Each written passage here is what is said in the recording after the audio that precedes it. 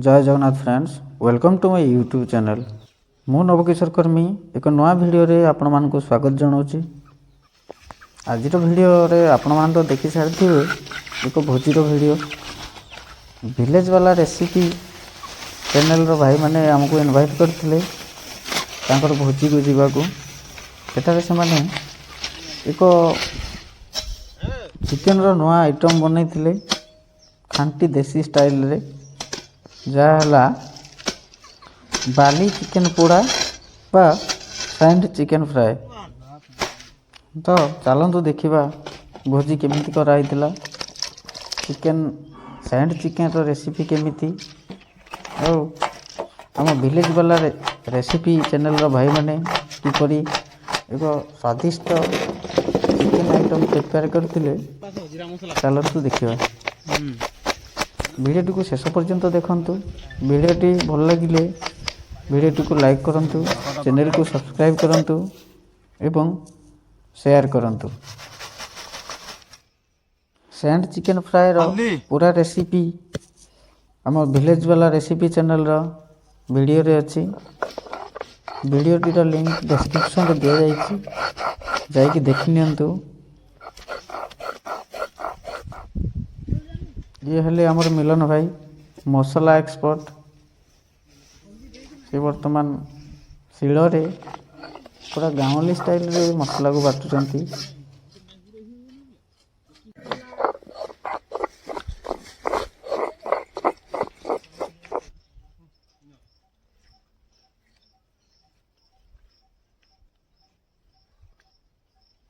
Neo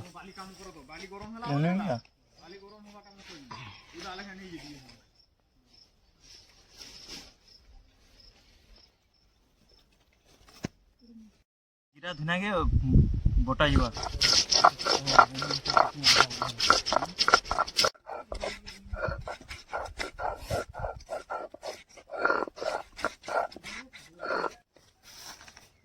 गाड़ी जी फेफले हुई है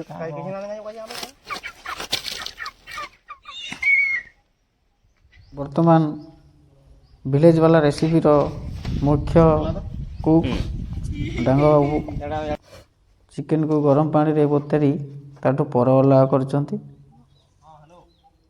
तांको साहाय्य करचंती हमर सान भाई एवं आउ जणे कुक। वर्तमान चिकेन टाको पोड़ा होउची, पोड़ला परे ता देहरे हळदी लगई ताको सफा करा होउची।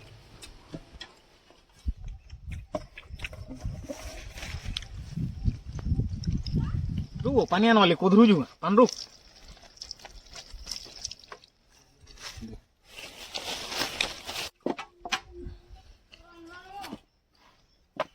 कुकुड़ाटी को गोटा पोड़ा हम, तेणु तार गोड़ फड़ काटिकी ता भितरू तार वेस्ट जाक बाहर करके भितर मसला पूरेकी बाली रे पोता हम। तेणु डांग बाबू कुकुड़ा को सफा कर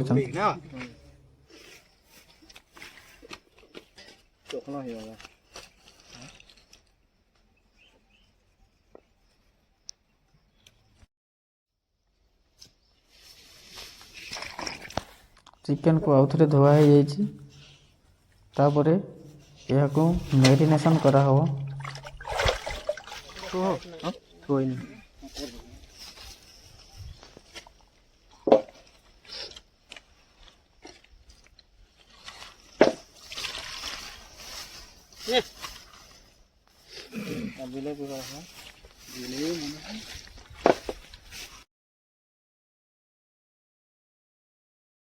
चिकेन टी भल भाव सीझा से कट पका होपर मेरीनेट करा हो।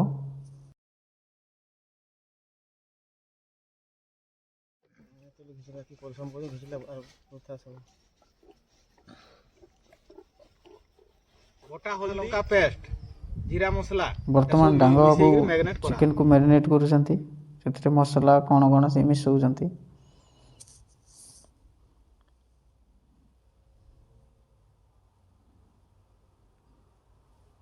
सोरिष तेल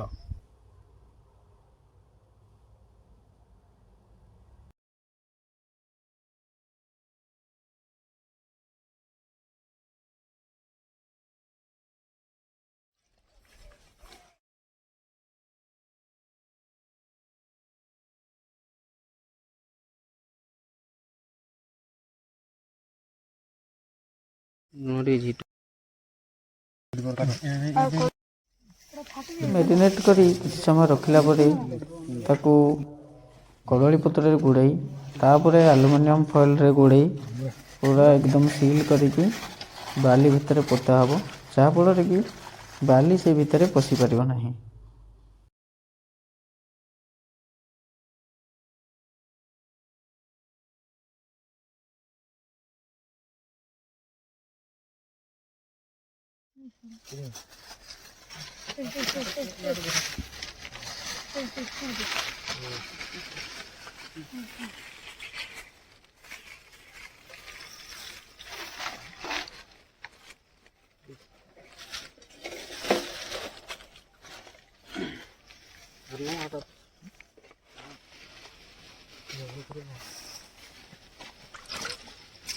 କୁକୁଡ଼ାର କଲିଜା କରାଟାକୁ ଏକ ଏକ୍ସଟ୍ରା ଆଇଟମ୍ କରାହେଉଛି।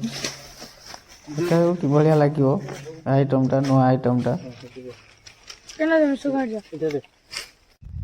ଆଜି ଆମେ କରବାକେ ବାଲି ଯାଉଛୁ ଗରମ ବାଲିରେ କରାଯାଇଥିଲା। Chicken. I wish Welcome to ସେଇ ଗରମ ଭିଲେଜ ବାଲା ବାଲିରେ ରେସିପି। ଭିଡିଓକେ ଆମର ପ୍ରଥମରୁ ଯୋଉ ଶେଷ କଭର ପର୍ଯ୍ୟନ୍ତ କରାଯାଇଛି ଦେଖୁ। ସେଇ ଚିକେନଟାକୁ ପୋତା ହେବ। ପୋତି କିଛି ସମୟ ୱେଲକମ୍ ଟୁ ଛାଡ଼ିଦେବା। ଭିଲେଜ ବାଲା ରେସିପି। ଆମେ ଏଠି ପକାଉ ଚିକେନ କେ ପକାଇ ଗୋଟା ଚିକେନ କେ ପକା ହବା ଅଲଗା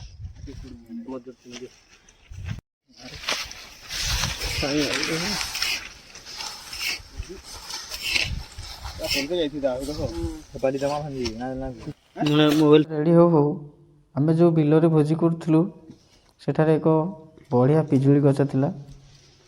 ସାନ ଭାଇ ଚଢ଼ୁଛି ଗଛକୁ ପିଜୁଳି ତୋଳିବ ବୋଲି। ପିଜୁଳିର ଟେଷ୍ଟ ବି ମସ୍ତ ହେଇଛି, ବଢ଼ିଆ ଲାଗୁଥିଲା। ଟିକେ ଲଙ୍କାଗୁଣ୍ଡ, ଲୁଣ ପକେଇକି ଖାଇଲା ପରେ ପିଜୁଳି ବହୁତ ବଢ଼ିଆ ଲାଗୁଥିଲା।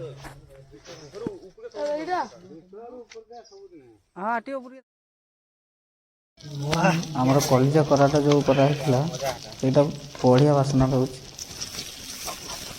ନିଆଁ ଲାଗିଯାଇଛି ଦେଖନ୍ତୁ, ଭଲ ଲାଗିବ, ବଢ଼ିଆ ଲାଗୁଛି।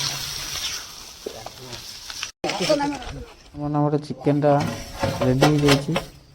ଫାଷ୍ଟ ଗୋଟେ ଖୋଲିକି ଦେଖିବା କେମିତି ହେଇଛି, ତାପରେ ଅନ୍ୟ ଦୁଇଟା ଖୋଲିବା।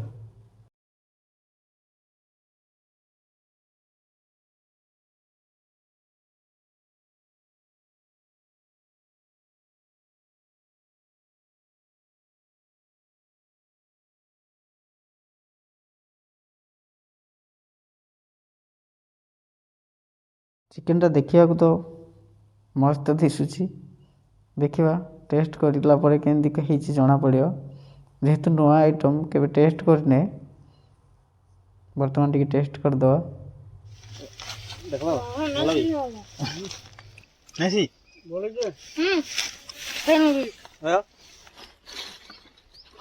ଏଇଟା ଦେଖିବାକୁ ଯେତେ ବଢ଼ିଆ ଦିଶୁଥିଲା, ଟେଷ୍ଟ ମଧ୍ୟ ସେତେ ବଢ଼ିଆ ହେଇଛି। 2 ମିନିଟ୍ ଭିତରେ ଗୋଟେ କୁକୁଡ଼ା ସରିଗଲା ପୁରା। ପାଖାପାଖି 1.5-2 କିଲୋ ହେବ। ଗୋଟେ ଚିକେନ 5 ମିନିଟ୍ ରହିଲାନି। ଖୋବ ପିଲେ ଖାଲି କାଟୁଛ ଯେ ଭିଡ଼ିଓ କରୁଛେ।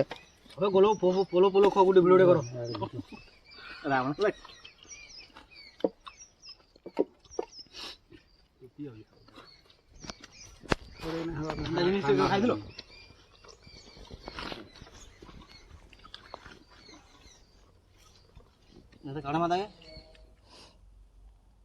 ବର୍ତ୍ତମାନ ଅନ୍ୟ ଚିକେନ ଗୁଡ଼ାକ ମଧ୍ୟ ହେଇଯାଇଛି।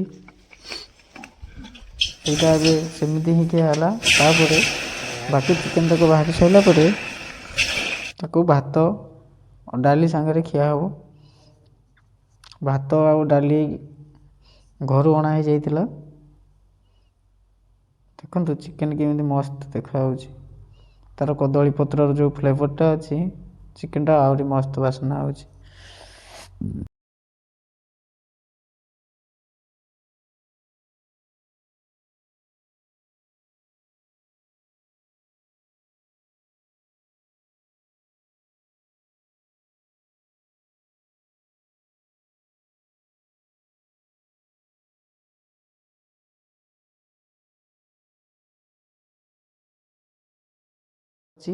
ଚାଲନ୍ତୁ ବାଲି ଚିକେନ ପୋଡ଼ାକୁ ଏନ୍ଜୟ କରିବା।